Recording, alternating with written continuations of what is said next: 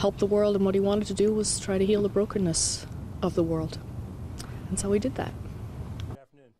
Kasig's parents say if their son inspired just one person to sacrifice for others in need, his death was not in vain. A while ago, we were informed that And still ahead in our newscast. Trial opens for 2 ferry skippers over llama tragedy. More fallout in Missouri from shooting death of black teenager. And the most lucrative deal in North American professional sports.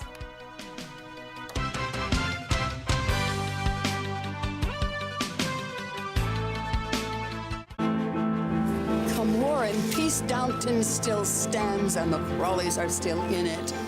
But I would never be happy with anyone else as long as you walked the earth. Isn't that enough for me to deal with? Just be alone. We seem to have troubles, you and I. Nothing worse than this. She's blooming. Downton Abbey, Monday to Thursday at midnight, starting next week on Pearl. Indulge in an enticing Venetian menu. Give your home a retro makeover. Beauty tips for autumn and winter. Plus, the beauty of mechanical watches. Thursday night, Dolce Vita at 10 on Pearl.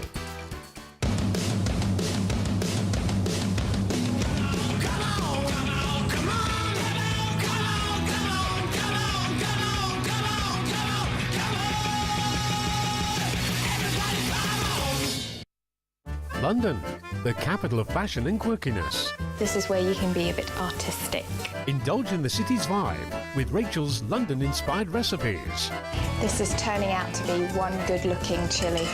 Tonight, Rachel Koo's Kitchen Notebook London at 8 on Pearl.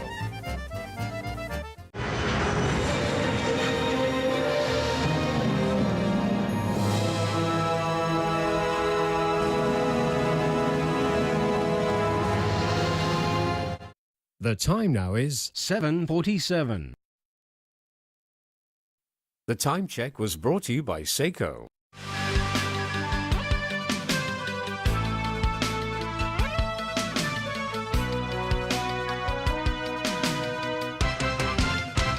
And welcome back.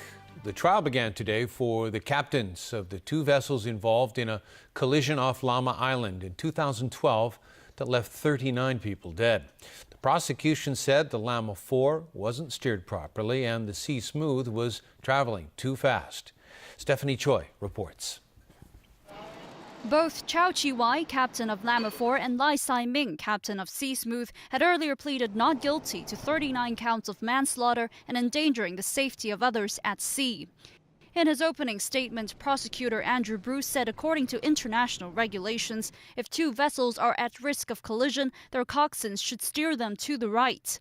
He said although Llama 4 did turn right, the scale of movement wasn't enough, and Sea Smooth, which was traveling twice as fast, was even steered a little to the left. Referring to expert analysis, Bruce added that Sea Smooth shouldn't have been traveling at that speed, and that Llama 4 had spotted Sea Smooth too late. The prosecutor said both captains were responsible for monitoring the radar system, adding that there is evidence to prove that they should have been able to see the lights on the other vessel and therefore should have taken appropriate action. The jurors will go on a site visit to better understand the tragedy that happened on National Day 2 years ago. 29 witnesses, including marine experts, marine police and members of the public, will be giving evidence over the course of the trial. Also today, Deputy High Court Judge Brian Keith discharged a female juror who cited personal reasons for not serving. A new male juror was chosen and the jury now consists of 6 men and 3 women. Stephanie Choi, TVB News. A second man has been jailed for life in the U.S. in connection with the murder of 2 graduate students from China near the University of Southern California campus in Los Angeles in 2012.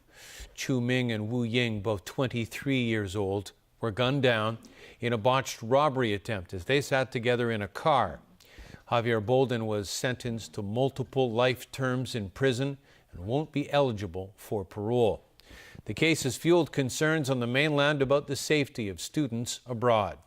Bolden's co-defendant, Brian Barnes, was earlier sentenced to life without parole in a plea deal to avoid the death penalty.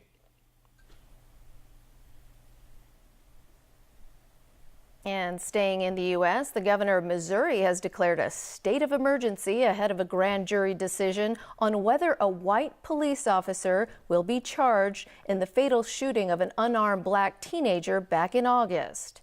As Alan Booknia reports, the state's National Guard has been activated in case the jury's decision leads to more civil unrest.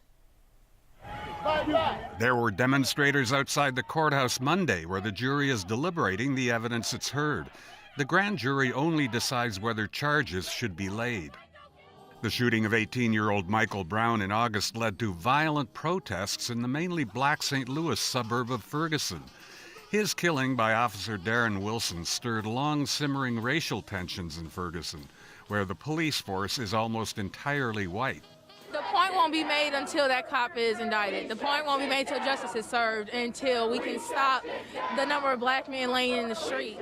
This is what democracy looks like. You have to go to wherever you can to get your message across. The mayor of St. Louis said if a verdict does lead to more violent protests, the St. Louis County Police Department will be in charge of security with the support of the National Guard. They know the makeup of the city, they know the neighborhoods better, they know people in our city better. The National Guard comes from all over the state of Missouri. Some of them have, direct local law enforcement, maybe military police experience, but many of them don't have experience, with protests and peaceful protests like our police officers do. There's no specific date for when the grand jury will have a verdict, but the St. Louis County prosecutor said he expects a decision before the end of the month. Alan Booknia, TVB News. Jailed mass murderer Charles Manson is planning to get married to a 26-year-old woman. Manson, now 80 years old, is serving a life sentence in California State Prison of Corcoran. He became notorious in 1969 as the leader of a roving family of young killers. Their 7 victims included pregnant actress Sharon Tate, the wife of director Roman Polanski.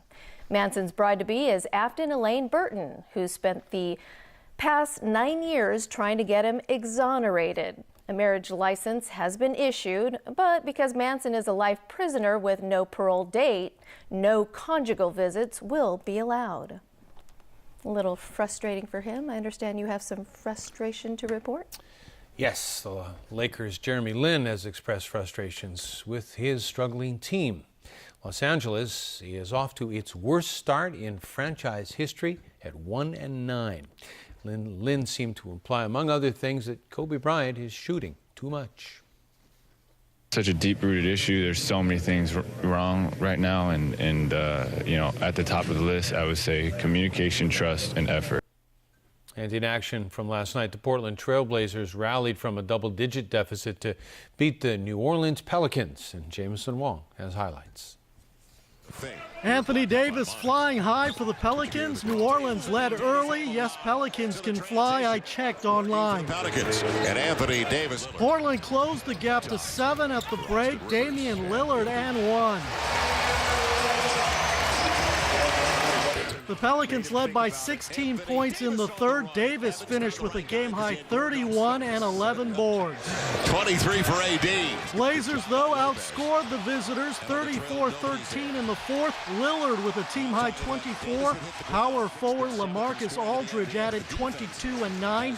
Portland wins 102-93. They've won 5 straight. Jamison Wong, TVB News. The Miami Marlins' Giancarlo Stanton has become the highest-paid player in baseball. The 25-year-old signed a 13-year deal worth $325 million. That's also the richest contract in sports history and breaks down to an average of $25 million per season, or more than $150,000 a game. Stanton led the National League with 37 home runs last season. And that's our news. Good night.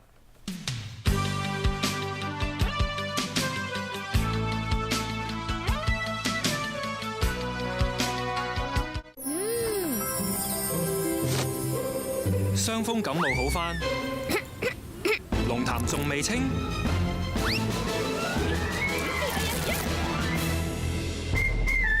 幸福為你行多步，食幸福化痰素，特有怪菲尼仙，稀釋龍痰，啲痰鬆晒，先易啲咳出嚟㗎。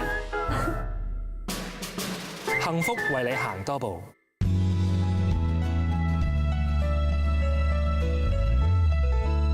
Pledge and trust for 30 years. Prince Jewelry and Watch. Sun Life Financial presents The Weather Report is brought to you by Sun Life Financial. Good evening. The weather was fine and dry. It was slightly cooler in the morning. And as tonight's situation chart shows, a northeast monsoon continues to affect the South China coast. Up to 5 p.m., temperatures range from 18.1 to 23.5 degrees, and the relative humidity was between 57 and 72%. Moderate north to northeasterly winds. The current temperature is now 22 degrees Celsius, with the relative humidity standing at 59%. So Freddie has the weather tomorrow.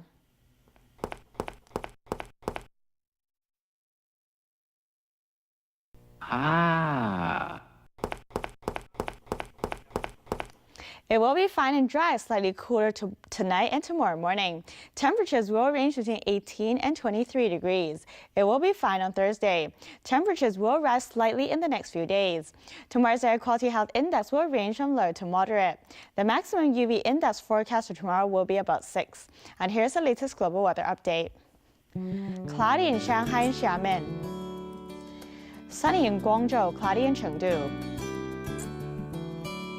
Cloudy in Beijing, sunny in Seoul and Tokyo.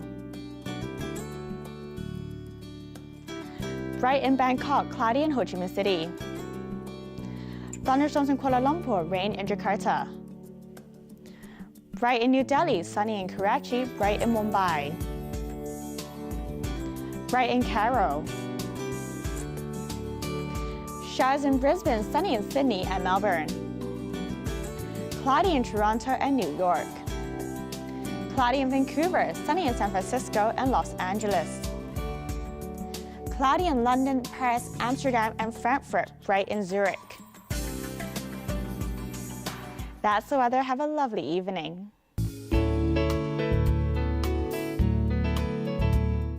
It was brought to you by Sun Life Financial. Life's brighter under the sun. From hell to home, Gordon Ramsay is once again cooking up a storm. My mouth is salivating. This time with his family. Dad, shouldn't Annie be doing the cooking because she's the better cook? Excuse me. Wednesday, Gordon Ramsay's Ultimate Home Cooking at 8 on Pearl. Buckle up for the new Tech Pack series. Whoa! He shoots! He scores! And take part in some of the most extreme gadget tests. This just took a bullet in the face and it laughed at it. Thursday, the Gadget Show World Tour at 8 on Pearl. The most important moments go by in an instant. 4 final acts. And the most important moment. Saturday, Britain's Got Talent, the season finale at 8:30 on Pearl.